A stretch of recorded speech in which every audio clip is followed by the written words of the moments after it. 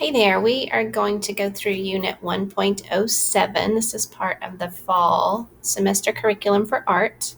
And here you can see on this page for 1.07, Criticism and Aesthetics.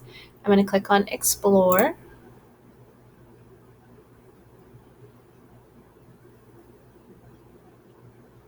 I'm going to also click on the print version. That makes it a little more streamlined for us to read through. All right. Art is an organized approach to viewing, thinking about, and judging works of art based on the elements of art and the principles of design, a work's historical context, and our own opinions. We analyze artworks to help us organize our thoughts, gain information, and form opinions about them.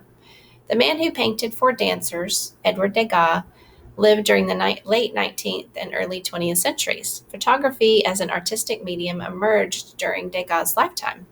The process was new and unpredictable. Often, photographers had to crop their photographs because the image they captured on a negative was different from the image they saw through the camera viewfinder. Degas was inspired by the cropping process and used it in his paintings. An art critic analyzing Degas' work would take such influences into consideration.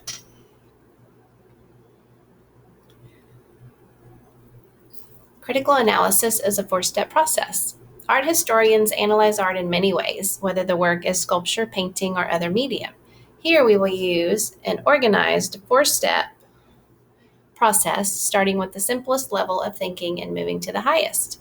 Following the steps of description, analysis, interpretation, and evaluation helps us organize our thoughts and gain a deeper understanding and appreciation of the artwork.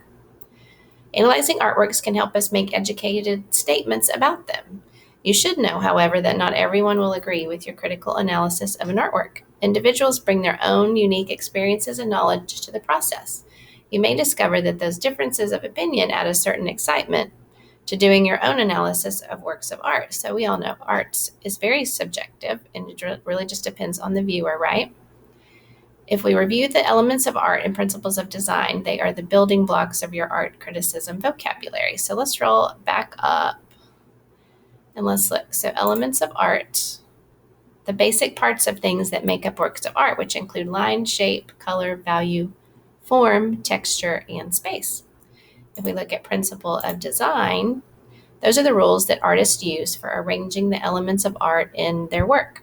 They include proportion, pattern, movement, contrast, emphasis, balance, variety, and unity.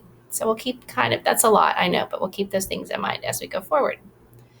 The first step in critically analyzing art is to objectively describe what you see. It's not the time to declare that you like or don't like the painting. Give the details about the elements of art, subject matter, medium, and other physical attributes of the work.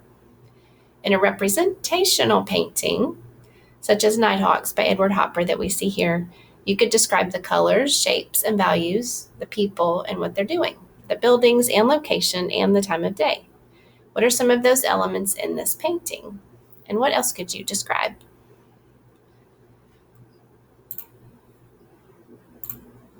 And that zooms in. If you want to click on that, you can go in your contents.